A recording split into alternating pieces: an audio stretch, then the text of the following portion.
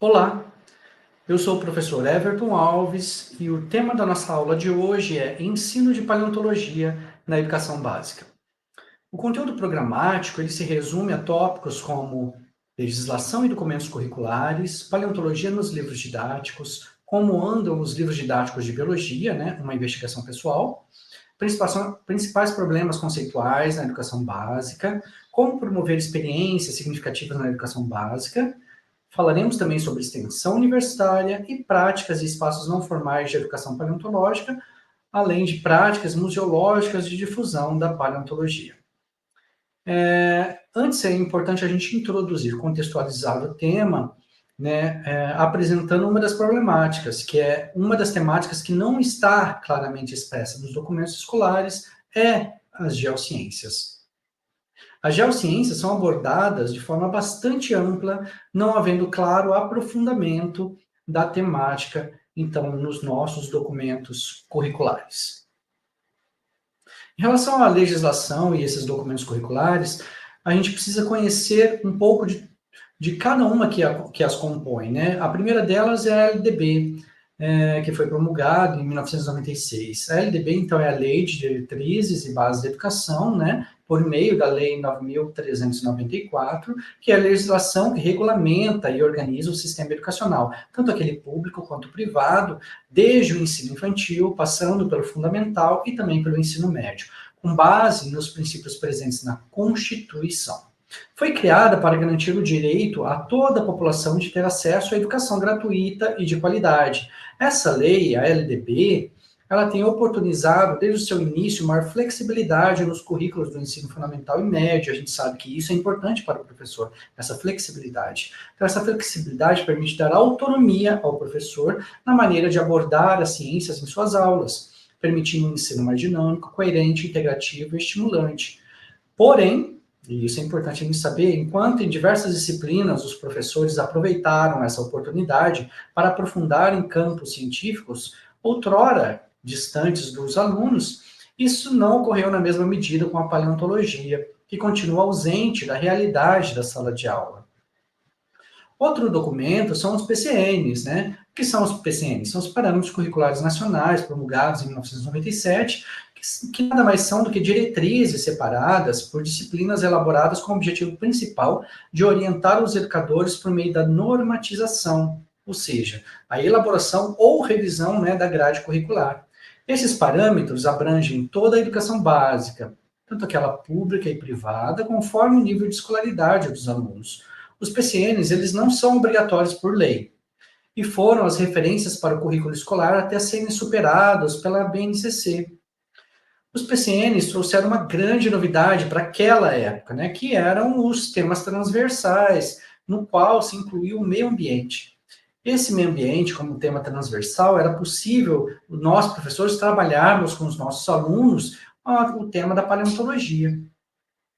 Mas ao longo do tempo, a paleontologia, que foi recomendada pelos PCNs como tema em ciências para o ensino básico brasileiro, né, auxiliando na compreensão dos processos da abordagem do sistema do planeta, já não é mais feita hoje em dia.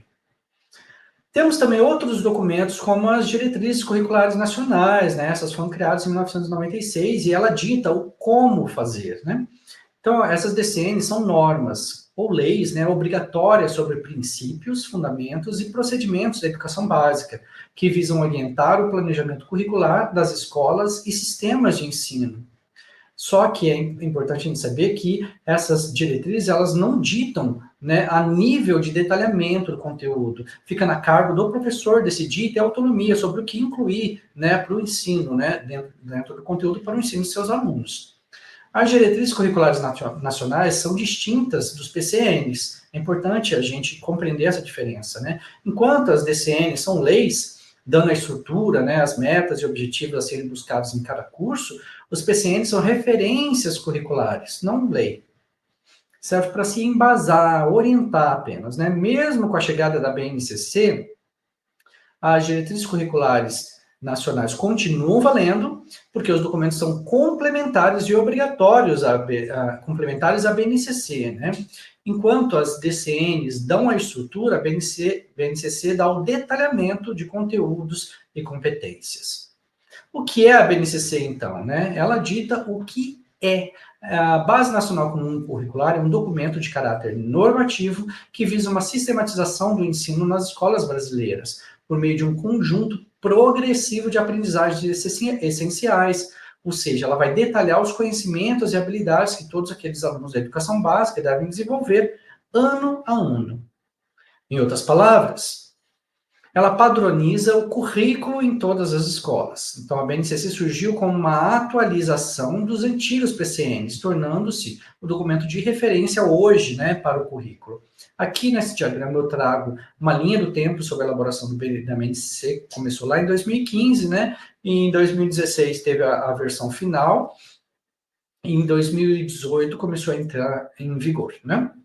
Essa nova BNCC tem causado polêmica, ela não é toda bonitinha, ela não foi bem construída, faltou consulta, né, à comunidade de docentes, de professores no Brasil, e por isso ela tem causado polêmica, porque apresenta certas características que geram estranhamentos em relação à questão ambiental, por exemplo, né, é um dos exemplos, e também a paleontologia propriamente dita.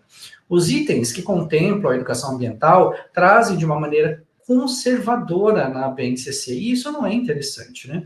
Essa vertente da educação ambiental consiste na sensibilização ecológica por meio de práticas puramente ingênuas e românticas sobre o que seria a educação ambiental.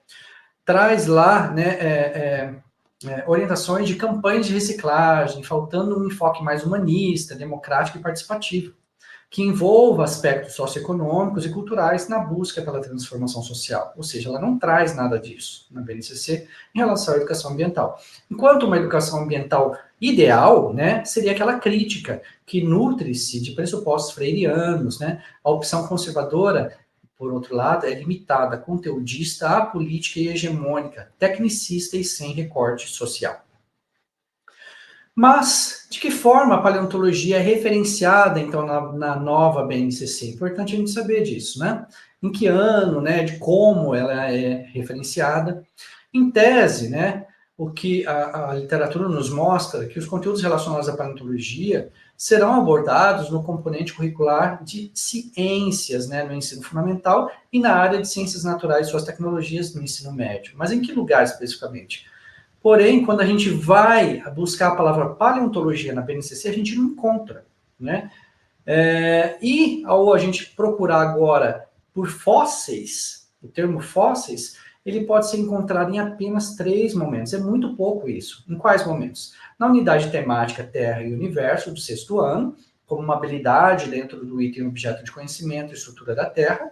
Consta ali a habilidade que consiste em saber identificar diferentes tipos de rocha, relacionando-as sedimentares à formação de fósseis em distintos períodos geológicos. Também é mencionado na competência específica 2, né, que é dentro das ciências da natureza e sociotecnologias do ensino médio, em que se sugere a mobilização de conhecimentos conceituais como evolução biológica e registro fóssil. E a terceira menção é trazida, né, uma discussão sobre os efeitos estufa, levantando a questão da queima de combustíveis fósseis. Ou seja, assim, a gente percebe que ela dá maior ênfase à paleontologia no 6º ano, né, o que é similar aos PCNs, os PCNs já traziam isso no 6º ano, mas, por outro lado, há uma supressão de assuntos geocientíficos e paleontológicos, em especial no ensino médio, né? Uma catástrofe isso.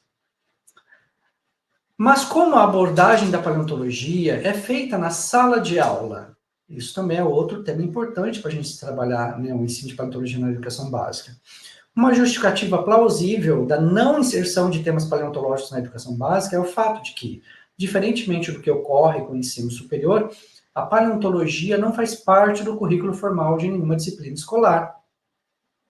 Por outro lado, o tema da paleontologia ele poderia participar ou aparecer em diversas matérias, né, da educação básica. Quais matérias, por exemplo? A matéria de geografia, de história, que hoje, assim, é muito raro, traz às vezes uma pincelada sobre alguma coisa, mas também na matéria de ciências e biologia. Você, professor, tem que ficar ciente, né, você, professor de geografia, de história, né, vocês podem, né, trazer e abordar a paleontologia, né, basta saber de que forma, né, apresentá-la, de que forma trabalhá-la, mobilizar esses conhecimentos, né, para a sua turma, né. Em relação aos livros didáticos, esse é um tema também muito importante na educação básica, por quê? Primeiro vamos ver algumas definições, né? O que é um livro didático? É um livro de caráter pedagógico que ajuda a nortear o planejamento do educador, sugerindo caminhos, né? E sequências lógicas para a aprendizagem. Os livros didáticos são avaliados e distribuídos pelo programa do Ministério da Educação, chamado PNLD, que é o Programa Nacional de Livro Didático. Vamos ver agora uma definição sobre o que é esse PNLD. O Programa Nacional do Livro e do Material Didático compreende um conjunto de ações voltadas para a distribuição de obras didáticas, pedagógicas e literárias, entre outros materiais de apoio à prática educativa, destinado aos alunos e professores das escolas públicas de educação básica no país. Ou seja, no ambiente escolar, o livro didático, e é por isso que a gente está vendo esse tópico de livros didáticos, é uma das principais ferramentas para o desenvolvimento do processo de ensino-aprendizagem, sendo geralmente o principal meio de informação para os conteúdos a serem ensinados. Por quê? Porque houve uma cultura, né, em que o professor ele é guiado pelo livro didático, ele se baseia estritamente no livro didático em muitos casos, e isso é ruim, né? Por quê? Porque aí o professor fica seguindo o que a editora do livro fala que deve ser ensinado para os alunos, mas o professor tem total autonomia para trazer novos recortes, trazer novas ideias, trazer novas temáticas, né? Porque o livro didático, geralmente, ele é muito defasado. Os conhecimentos que estão dentro dos livros didáticos são aqueles de 10 anos atrás ou mais, né? Então, o que é trazido ali são coisas superficiais, temas desatualizados, e se o professor, principalmente aquele professor mais jovem, ele tende, né, a seguir pelo livro didático, ele vai trazer conteúdos dessa mesma forma para o aluno, né, com essas mesmas características. Como a paleontologia é abordada nos livros didáticos?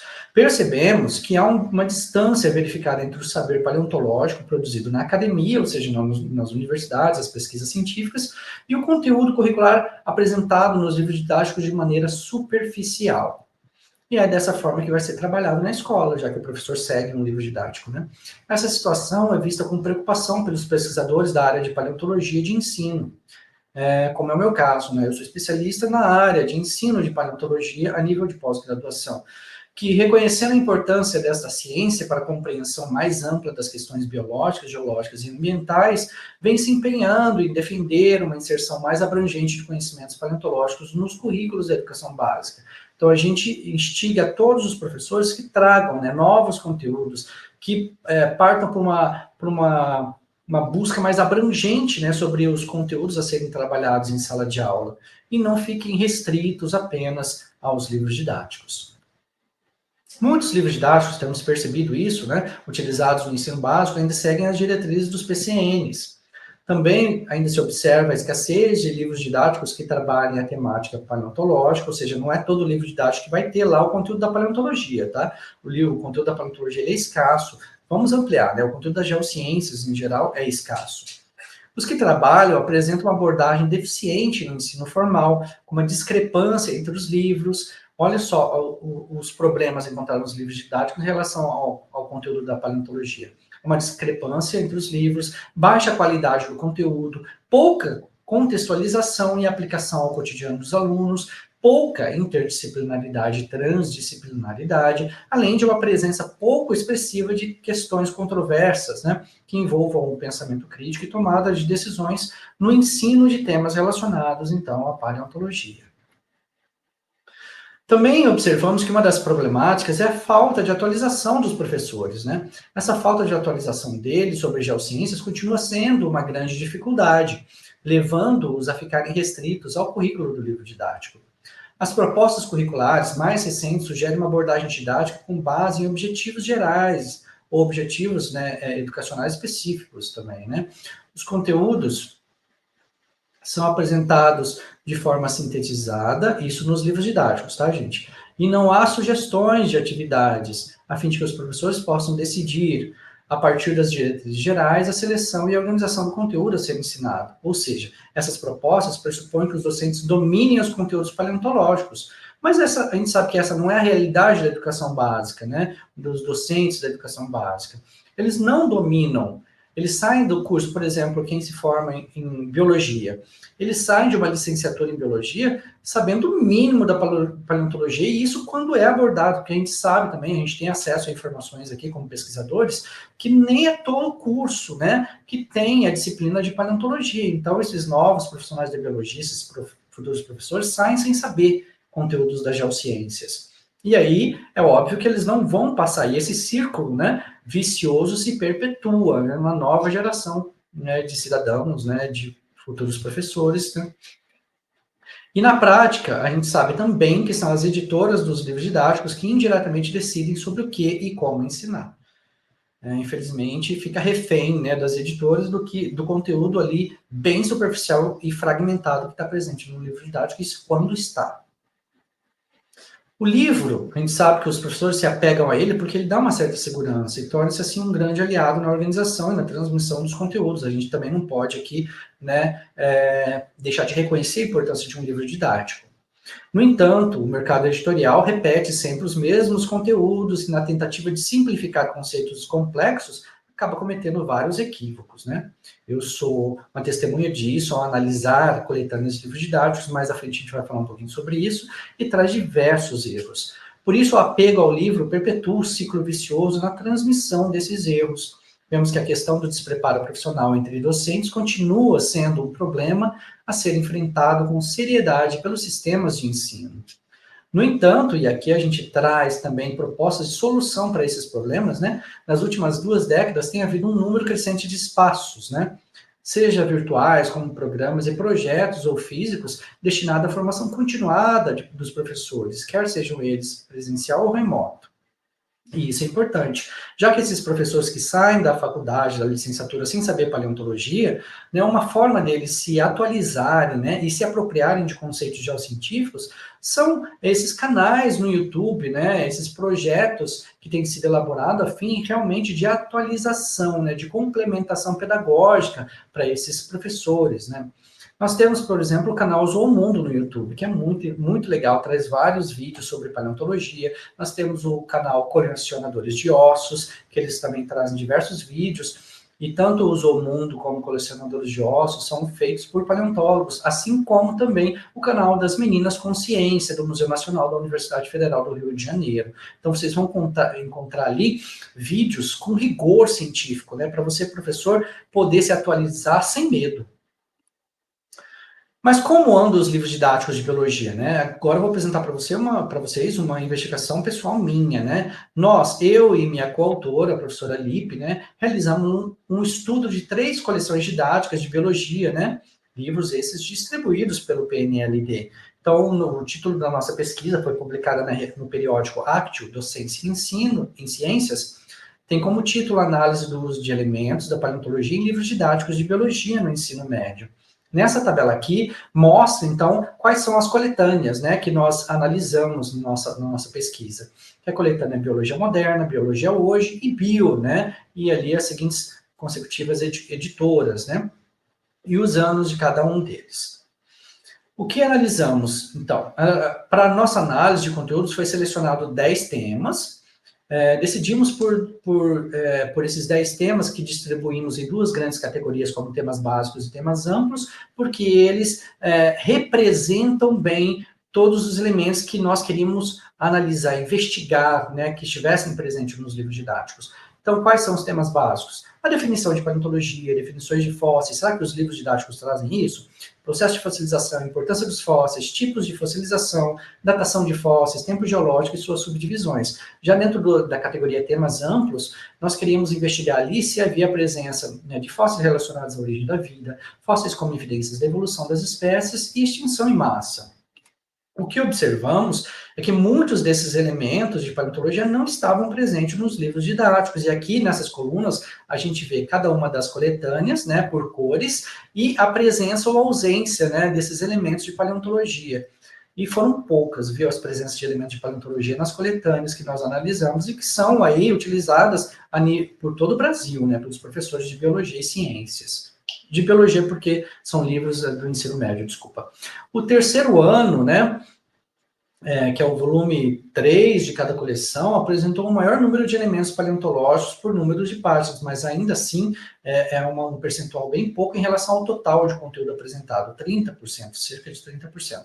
Seguido pelo segundo ano, cujos conteúdos paleontológicos dos livros perfizeram um total de apenas 15%, e a última posição foi para o volume 1, o primeiro ano, né, com apenas 7%, aproximadamente, de elementos paleontológicos trabalhados nesses livros, ou nessas coleções. O que observamos em especial? Em relação ao conceito de fóssil, nós vemos que na coleção didática 1, por exemplo, apresenta definições equivocadas sobre o que é um fóssil. Por exemplo, traz ali no Amabis e Marto que fósseis são qualquer vestígio de um organismo que viveu em passado remoto. A gente sabe que isso está errado, né? Fósseis são restos ou vestígios, são tipos diferentes de fósseis, né? De organismos que viveram no passado. Na coleção didática 3, por exemplo, observamos ali também definição equivocada sobre fósseis, trazendo uma definição, abre aspas, que fósseis seriam vestígios de organismos que viveram em épocas remotas da Terra. O mesmo erro se repetindo, né? E sabemos que essa não é a definição correta para o fóssil, né? Então, quais foram as nossas conclusões? Né? Essas mesmas coletâneas, né, revelaram uma tendência à simplificação tanto dos temas básicos quanto dos conteúdos mais amplos, ao deixarem de abordar alguns assuntos relevantes para a compreensão de como ocorreu a origem, evolução das formas de vida e dos ecossistemas e extinção ao longo do tempo geológico. Também observamos uma forma reduzida dos temas, né? Na maioria dos volumes analisados, utiliza os elementos de paleontologia sem uma conexão com temas de outras áreas da biologia e sem contextualização, principalmente no que diz respeito à paleontologia brasileira e suas descobertas fósseis. Nós, professores, vocês, professores, é importante trazer sempre conteúdos mais relacionados aos seus alunos, né? Que fazem parte do cotidiano deles, relacionado à realidade que eles compreendem. E isso não há dentro dos nossos livros didáticos utilizados aqui na nossa educação básica. Outra questão, outra problemática que nós vemos na educação básica, relacionada aos problemas conceituais, né, dos alunos. E dos professores também, né? Falta de conhecimento sobre o que são fósseis, os alunos não sabem, alguns professores também não. Existe, essa pergunta aqui é importante, existe paleontologia além dos dinossauros? Por que eu trago essa pergunta para vocês? Porque nós sabemos que quando falamos de paleontologia, sempre os alunos e professores mencionam fósseis de dinossauros. Ok, mas a paleontologia ela é feita de diversos organismos além dos dinossauros, organismos muito interessantes, tanto na fauna quanto na flora, né? E é importante reconhecer esses diversos organismos, né, que ficaram registrados nas rochas, né, e que são tão interessantes quanto os dinossauros. Mas a mídia popular e desenhos e filmes retratam somente dinossauros, né, principalmente com conceitos equivocados, né? Por exemplo, desenhos como os Flintstones, onde seres humanos coexistiam com dinossauros, né? Ali no gibi do Piteco e Horácio também traz os humanos convivendo com dinossauros. Na Era do Gelo, ali a gente vê animais de épocas diferentes, todos misturados, mas eles não coexistiram, né? Eles viveram em espaços temporais diferentes. Ali no posto de gasolina, nessa primeira imagem, com um dinossauro em cima, dando a entender que o petróleo é feito de dinossauro, porém o petróleo não é feito de dinossauro. Se você não sabia disso, vá procurar essa informação, vou deixar aqui como um desafio para você, professor. Nós temos também bagagem de uma educação informal, né? Tudo que eles aprendem, eles vêm dessa bagagem informal na mídia, né? Nos filmes, né? E pouco aprofundamento sobre o tema. Mas existe uma solução diante dessas problemáticas, né? Como promover experiências significativas na educação básica em relação ao ensino da paleontologia? Primeiro, é importante a gente aprender esse conceito de aprendizagem significativa, porque ela é chave, questão-chave, para nós, professores, podermos ensinar os nossos alunos conteúdos complexos, como o da paleontologia. O aluno, ele chega à escola lotado de concepções diretamente relacionadas às suas experiências cotidianas, né, que vão sendo modificadas na medida em que a escola propicia o processo de construção de conceitos cientificamente aceitos. Então, a gente sabe que os alunos já vêm para a escola com uma ideia, né, de alguma coisa. A gente vai trabalhar sistema solar, ele já vem com uma ideia sobre isso. Vai trabalhar fóssil, ele já vem com uma ideia sobre isso, né? Uma experiência significativa, então, ocorre quando novos significados são adquiridos pelo aluno, né? através de um processo de interação de novas ideias com conceitos que ele já trouxe, já trazia, ele já tinha na mente dele em sua estrutura cognitiva. A bagagem de conhecimento que o aluno traz para a sala de aula não pode ser descartada, não pode ser ignorada por vocês, por mim, nós professores, né? É importante saber que tudo que o aluno já traz de ideia, hipótese, concepção prévia, né, sobre determinado assunto científico, nós devemos validar isso, né, no sentido de que valorizamos esse conteúdo, esse conhecimento que o aluno já tem. O que a gente tem que fazer é apresentar novos conhecimentos à luz das evidências científicas para os alunos poderem entrar em contato e ampliar esse conhecimento e ressignificá-lo. Isso é aprendizagem significativa, né? O aluno traz o conhecimento de casa, entra em contato na sala de aula com novos conhecimentos sobre aquela temática, ele vai ressignificar, ampliar o seu repertório de conhecimentos, né? Agora sim, se apropriando de conceitos rigorosamente científicos e acadêmicos. Para tanto, é preciso buscar estratégias de aproximação. Como se faz isso, né? Que se tornem mais significativos para os alunos e os conhecimentos científicos em geral. A proposta é que vocês, nós, professores, usemos, né, imagens de ambientes e espécimes da própria região. Então, ele só vai ressignificar aquele conteúdo se ele entrar em contato com um conteúdo novo, né, exemplificado por questões da vida cotidiana dele, da realidade dele. Não adianta a gente pegar, por exemplo, animais, né, lá dos Estados Unidos. Por que não peguemos exemplos de animais aqui do Brasil? Isso fica muito mais próximo da realidade dele, né? Para tanto, o professor deve levar em consideração as informações que os alunos já têm em relação aos fósseis, como eu disse, mesmo que essas careçam de consistência científica e levá-los naturalmente à investigação. Por que não estimulá-los a eles investigarem, né? Assim, eles vão ampliando e reconstruindo suas hipóteses. Essa estratégia caminha na direção das orientações que eram dadas também pelos PCNs, né?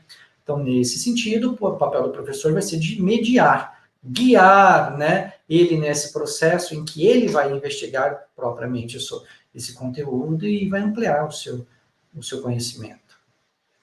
Eu trago aqui para vocês, né, algumas sugestões de práticas para que isso aconteça, né, essa aprendizagem significativa. A primeira atividade, por exemplo, sabe-se que a abordagem dos conceitos paleontológicos na escola é muito mais influenciada pelas imagens veiculadas pelo cinema e pela mídia que pelas publicações científicas, que ficam geralmente restritas lá dentro da universidade, não sai de lá, né?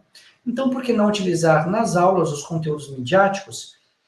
Em vez de a gente utilizar apenas aqueles conteúdos baseados em livros, né? Por que a gente não pegar outros meios, né, de conhecimento, como filmes, séries? Isso vai aproximar o aluno da realidade, e aí sim você, professor, pode indicar o que está errado e o que está correto, né? E ampliando esse conhecimento deles baseado em uma ferramenta que eles conhecem e gostam. Atividade 2, né? Todo aluno já ouviu falar dos dinossauros norte-americanos T-Rex e Triceratops. Porém, os professores e alunos não conhecem os próprios dinossauros brasileiros. Sabe-se que explorar a paleontologia brasileira e suas descobertas fósseis reafirma a identidade e traz um sentimento de pertencimento ao aluno. Olha que legal, né? E assim, essa estratégia resulta em um aprendizado significativo. Então, a pergunta para você é: por que não ensinar sobre os fósseis brasileiros com visitação a coleções físicas da região? Por que não levar a sua turma para o museu? Quando não é possível, né, e a gente sabe que há falta de estrutura e financeiro para isso, né?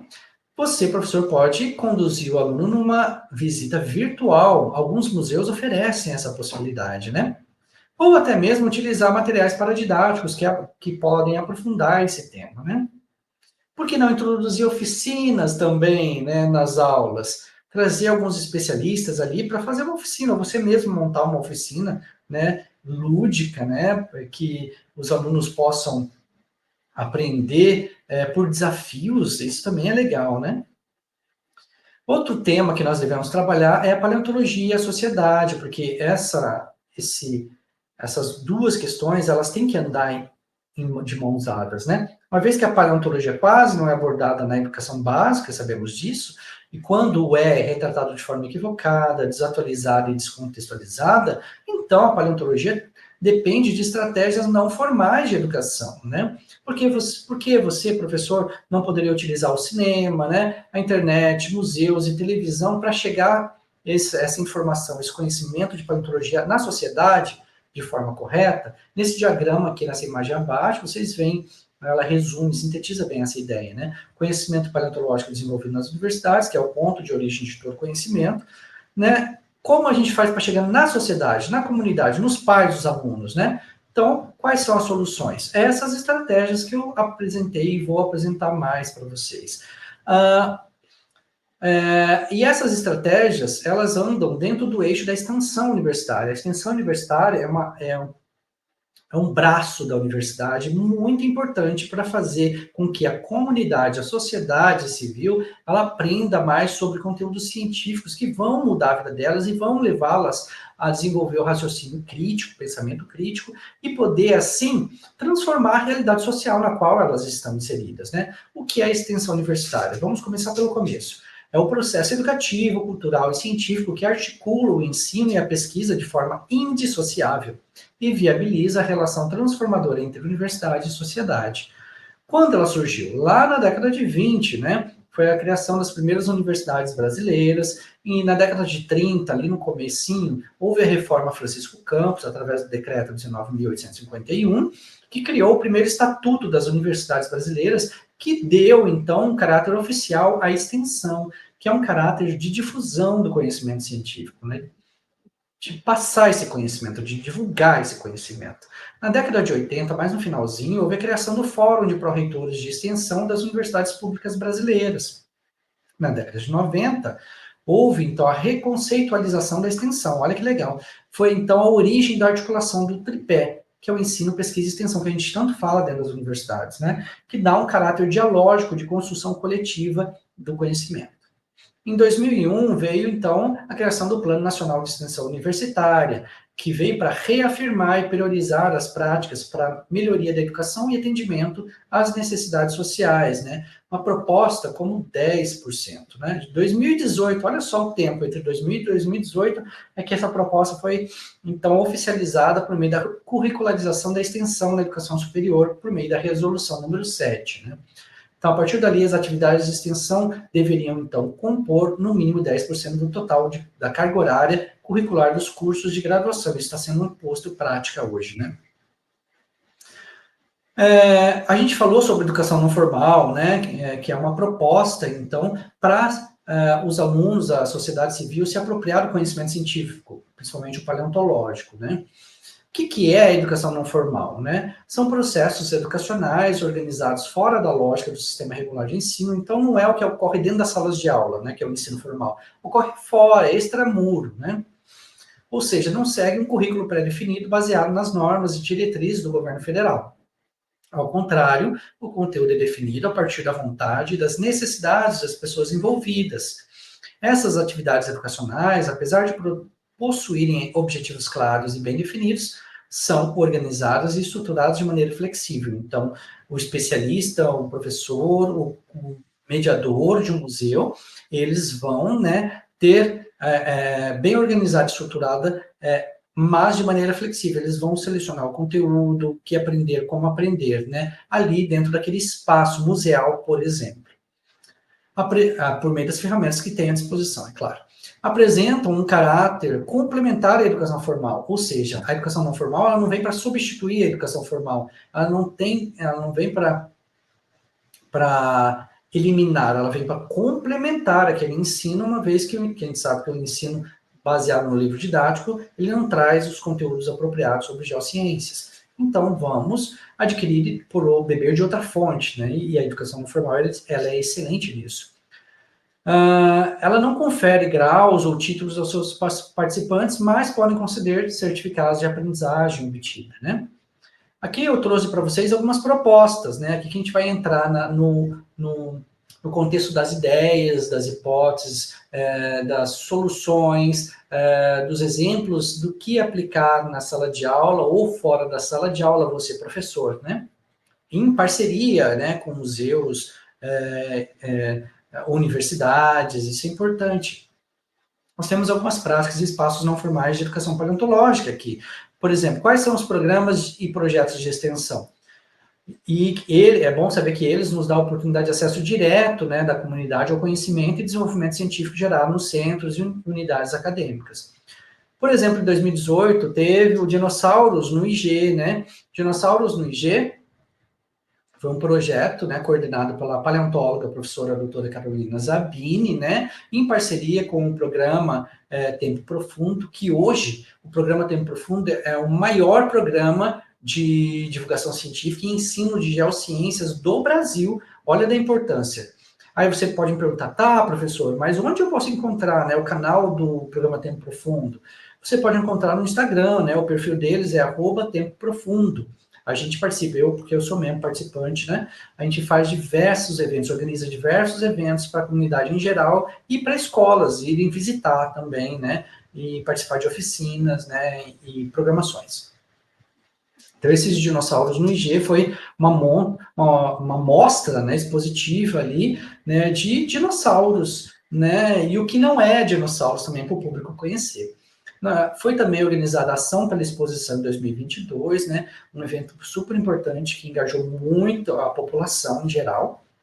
Mas além desses, né, que foram realizados dentro do Instituto de Geociências da Unicamp, nós temos, eu trouxe aqui, por exemplo, a peça teatral Mary e os Monstros Marinhos. Sensacional. Você levar essa peça para sua escola, né? É uma peça que vai contar a história da paleontologia, né? Mas além de contar a história da paleontologia por si só, ela é muito mais específica, porque ela traz uma novidade, trazendo as contribuições de uma paleontóloga iniciante mulher, que foi uma das pioneiras, né? Aí da paleontologia também.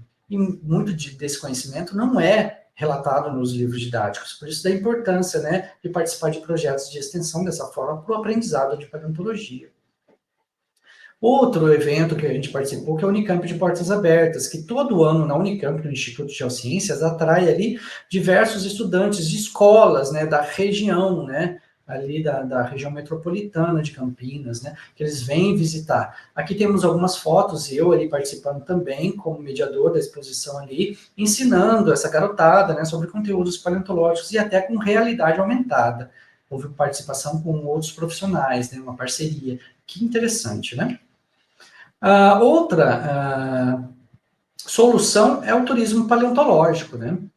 Que além da divulgação do conhecimento paleontológico, esse turismo paleontológico ele traz alternativa de renda para aqueles moradores ali, né, do entorno de sítios paleontológicos, né? Nós temos sítios paleontológicos ao redor de todo o Brasil. Lá no Ceará, Pernambuco, nós temos no Rio Grande do Sul, nós temos no Paraná, né? Como exemplo, só esses três, mas existem muitas outras regiões do Brasil que têm sítios fossilíferos, paleontológicos.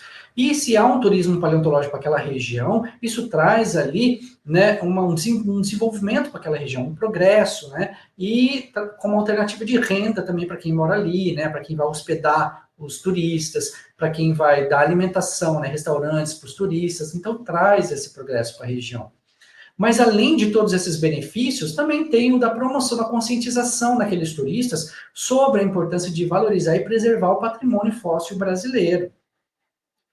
E demanda também, né, promove a criação de parques, como geoparques. Aqui eu trouxe, por exemplo, a Paleorrota do Rio Grande do Sul, né? Todas essas cidades ali que vocês veem nessa imagem têm fósseis. Então os turistas vão passando por cada uma dessas nessa rota, né? E para conhecer os dinossauros gaúchos, que são tão importantes para a paleontologia nacional e internacional, porque eles são os mais antigos dinossauros do mundo. Você sabia disso? Olha que interessante, professor. Aqui a gente está aprendendo sobre a importância dos nossos fósseis brasileiros, né?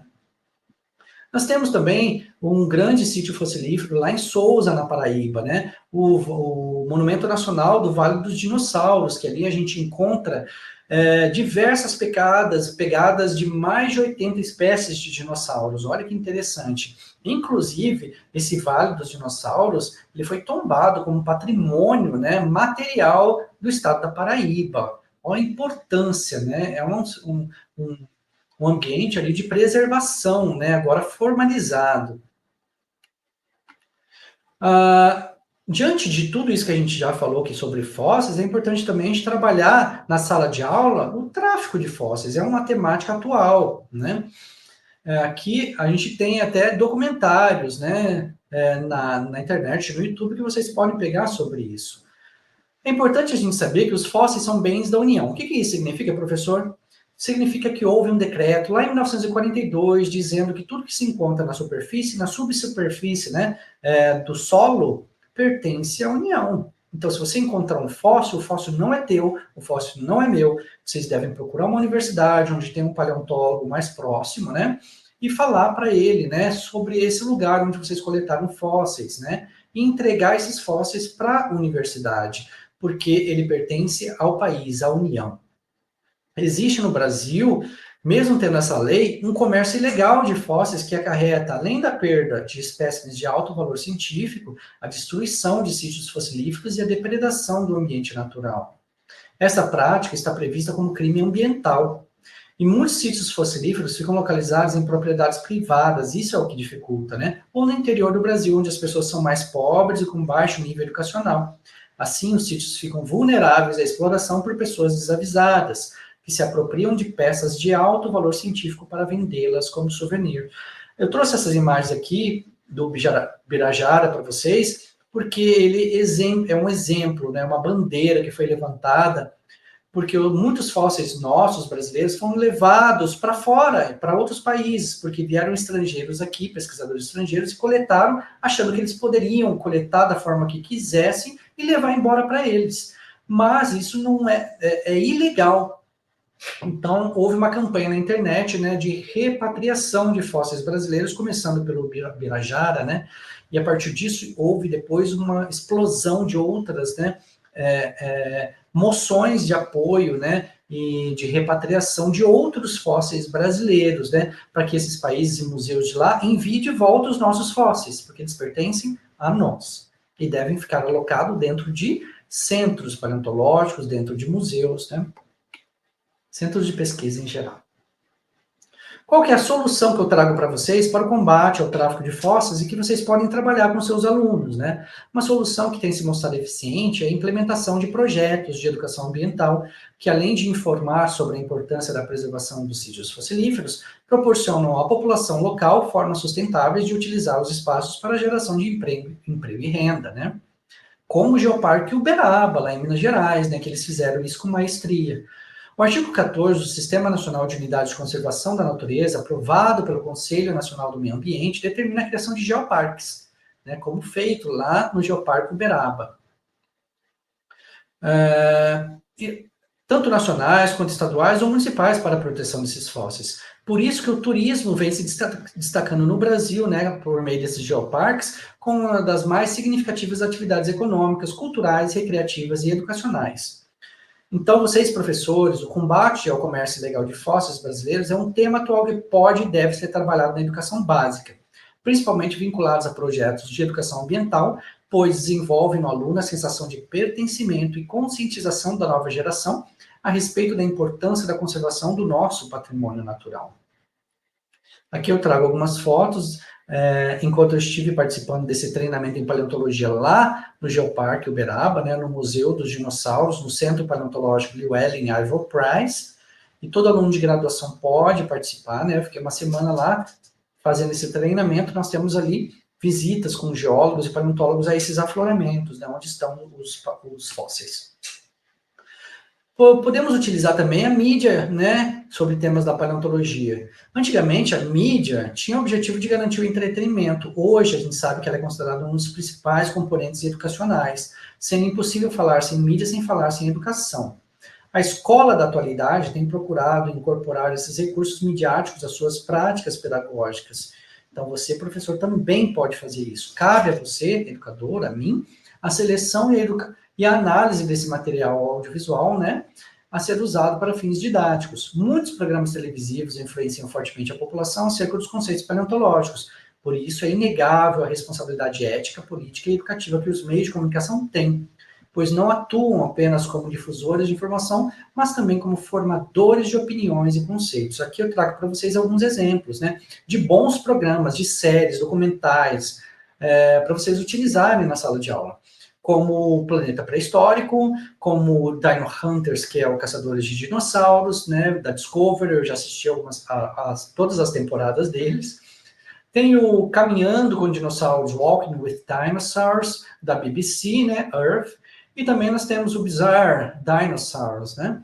Dinossauros bizarros, né? Da National Geographic Channel, que também trazem interpretações, né, paleontológicas bem aproximadas, né, com o rigor acadêmico que a gente conhece. Mas, além desses documentários, séries norte-americanos, né, ou de outros países, nós podemos utilizar documentários nacionais em português para os nossos alunos. E eu estou trazendo essa riqueza de informações e propostas aqui para vocês. Olha só, estou dando de mão beijada. Então, usem, professores. Utilizem documentários, então, que vão contextualizar, né, ou com atividades associadas que vão contextualizar com a realidade local do aluno, dos nossos alunos, né. Nós temos o documentário Geoparque Araripe, Lugar Onde Nasce o Dia, em 2008, né, que conta ali sobre o Vale do Cariri, né, a região do Cariri, a Pedra do Cariri. E todos esses documentários que eu estou trazendo aqui como exemplos para vocês, sugestões, vocês encontram no YouTube. O Dinossauros de São Paulo, né, produzido em 2021, lançado, né, vocês encontram também no YouTube. Tem o Patrimônio Paleontológico do ano de 2018, né, também no YouTube, e os dinossauros brasileiros, né? Esse é o título desse documentário, né? Que foi elaborado pelo ABC Terra. Um ótimo canal também para vocês encontrarem vários temas de paleontologia, não só essa série, né, documental. Outros materiais midiáticos que eu deixo como sugestão para vocês são filmes, né, como o próprio Jurassic Park, Jurassic World, essas trilogias, jogos eletrônicos, até a televisão, séries, né, desenhos. Uma série interessante, né, a série adaptada do Jurassic Park para adolescentes, né, que é o Jurassic World, a Camp Cretaceous, que é acampamento Cretácico. Ele é muito legal e pode ser utilizado na sala de aula, né, para transmitir, não, para passar conhecimentos, né, ou trabalhar conhecimentos paleontológicos dentro da sala de aula, porque esses episódios são bem curtinhos, então vale a pena conferir, viu, professor? Além disso, nós temos filmes, né, esse Ammonite, né, com a Kate Winslet, eu assisti esse filme, é sensacional, conta também a história, né, de uma das principais, uma das principais ícones da história da paleontologia, né, uma paleontóloga mulher. Então, vocês vão atrás desse filme que vale muito a pena. Além disso, nós temos as séries mais antigas como Família Dinossauros e outras, né, mais infantis, como o Pocoyo e como o Barney, que também representa, né, conteúdos da paleontologia. Podemos utilizar a internet a nosso favor, viu, professores? Existem paleoblogs, né, como esse Paleomundo, muito interessante, tem vários textos ali interessantíssimos para se trabalhar como sugestão de tema nas nossas aulas. Temos e-book, como o principal deles é a Paleontologia na Sala de Aula, né, produzido por paleontólogos. Cada capítulo trazendo, né, sugestão de jogos, né, que vocês podem coletar ali para trabalhar juntamente com os temas teóricos, né, na sala de aula. Esse é o livro que a gente seguia, também na universidade, né, que a gente utiliza esses jogos, traz atividades para os alunos, né, com atividades práticas, para complementar, né, aquelas exposições teóricas, né, dos conteúdos. Então, vale a pena você baixar, porque ele é um e-book, né, e você vai ter acesso a todas as atividades e o passo a passo, né, de como implementá-las. Além disso, nós temos quiz de dinossauros que podem ser utilizados, né, como atividades na internet, além de livros paradidáticos, como a Cartilha de Geociências, produzida pela paleontóloga professora Carolina Zabini, do Instituto de Geociências da Unicamp, né, que tem o volume 1 e volume 2. Podemos também utilizar catálogos online, né, como o Paleozoo Brasil, que traz toda a fauna de animais fósseis brasileiros encontrados aqui no nosso país. Nós temos o Atlas Virtual da Pré-História, que vocês, professores, também vão encontrar informações sobre diversos fósseis de diversos animais. O que você quiser, você digita o nome ali e você vai encontrar. Você, professor, que não teve uma formação muito boa em paleontologia durante a graduação, vocês podem também fazer cursos livres à distância e indicar também para os seus alunos, né? São cursos livres de extensão que qualquer, de criança a adulto, pode fazer esses cursos, né? Por exemplo, os produzido pelo Nasor, uma empresa, né, de paleontologia, de consultoria paleontológica, né, e geológica, sendo liderada pelos paleontólogos Henrique Zimmermann, e os cursos, né, também com participação do paleontólogo Felipe Elias, né.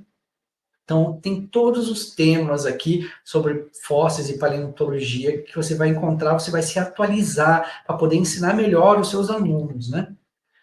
Outra questão que a gente tem que abordar aqui são os museus, né? Eles são importantes porque eles guardam, salvaguardam, né, os nossos fósseis, o patrimônio da União. E eles divulgam, né, difundem esse conhecimento paleontológico. O que são museus? É toda instituição de caráter permanente, sem fins lucrativos, a serviço da sociedade e seu desenvolvimento, aberto ao público, que efetua investigações sobre os testemunhos materiais do homem e do meio ambiente, os quais são adquiridos, coletados, conservados, preservados, comunicados e expostos para fins de pesquisa, educação e lazer.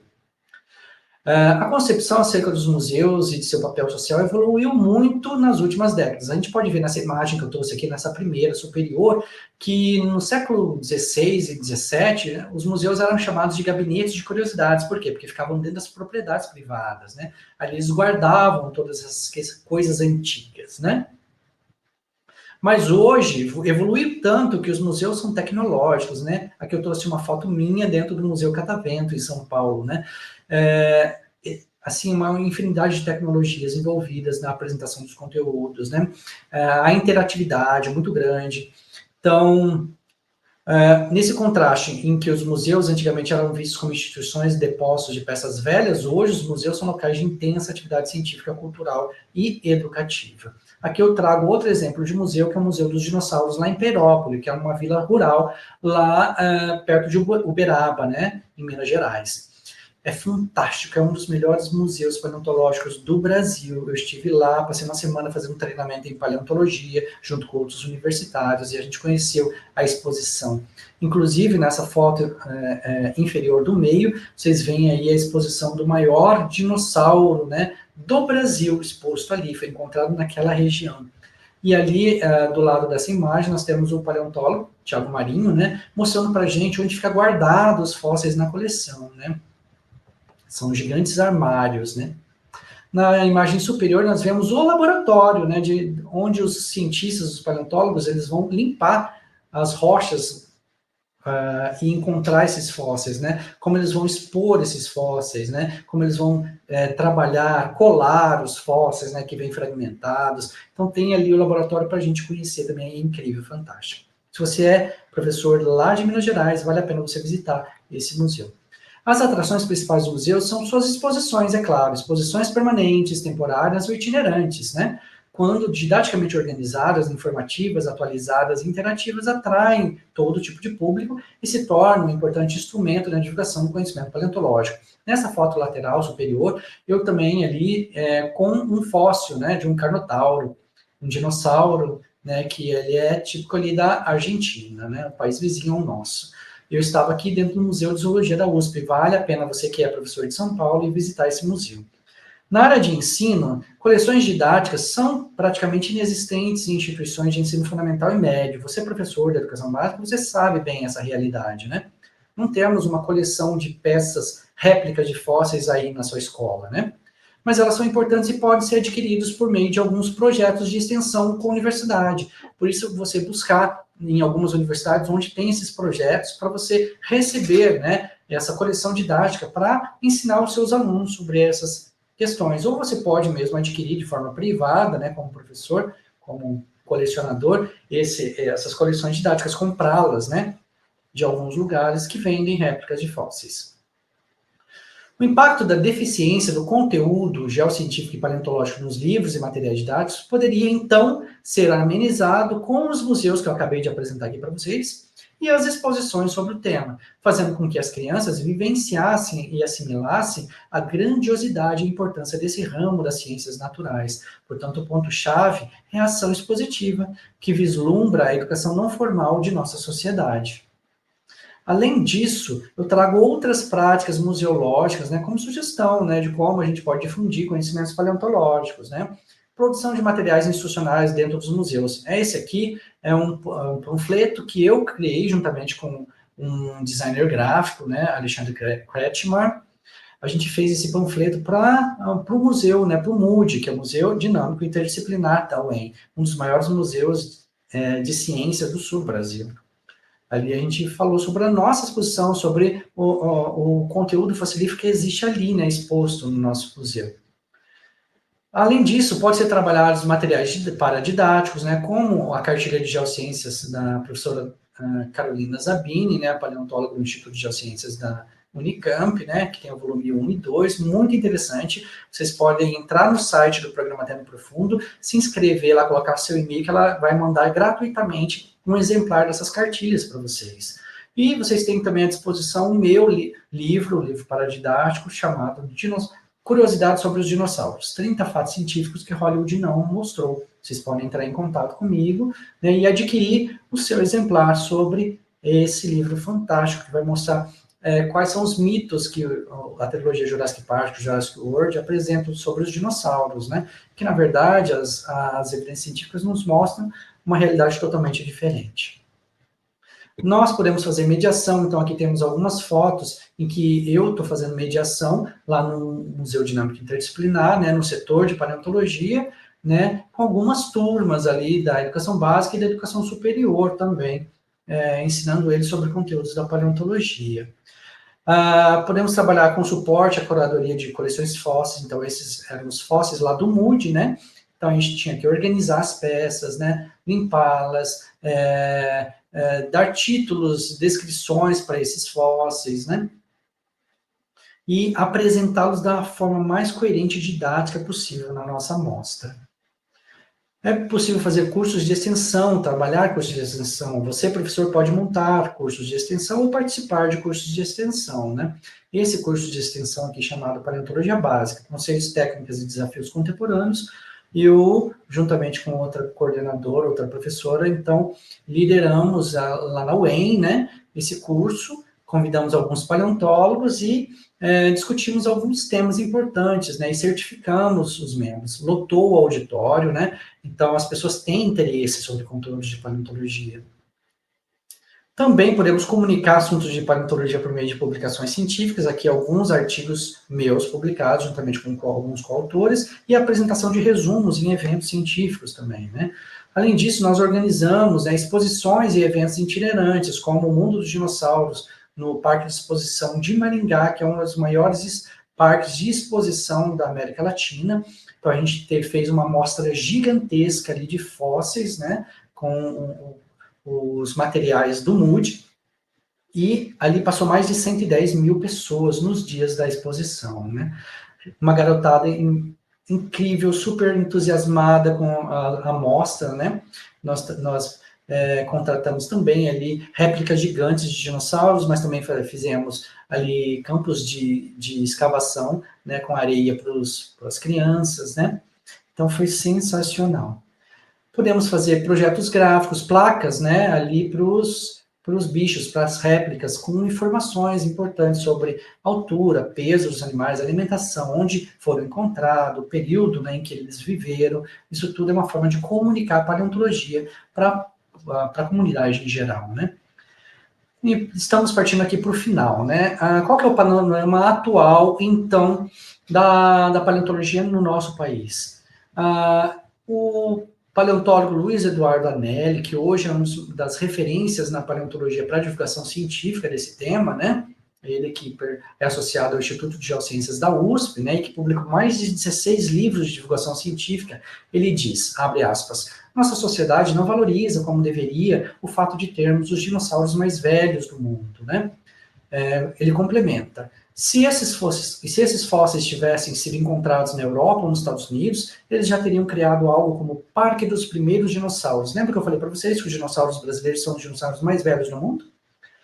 Que teria sido visitado pelos nossos turistas. Então, a gente não valoriza muito o patrimônio, né, natural, paleontológico, material e imaterial que os fósseis representam, né? Mas lá fora isso é muito valorizado. Por que não a gente começar educando, né, a futura geração de cidadãos para que eles compreendam a importância dos nossos fósseis brasileiros? E aqui terminamos, né, com um desafio para vocês, professores. Todos gostam de paleontologia, né? Tenha isso em mente, reflita sobre isso, né? Mas ninguém sabe o que é paleontologia. Isso é uma pena, né? A realidade é que há problemas, né, da falta de incentivo de gestões de ensino e também ausências de políticas educacionais mais efetivas. Uma solução que eu trago para vocês é que busquem, né, por formação complementar, insiram, né, metodologias inovadoras de ensino para esses conteúdos e o uso de recursos tecnológicos a seu favor, para que os alunos se interessem mais por a aprendizagem desses conteúdos tão complexos, né? E aqui finalizamos com algumas referências utilizadas. Espero que vocês tenham gostado e agradeço, então, a atenção de todos vocês.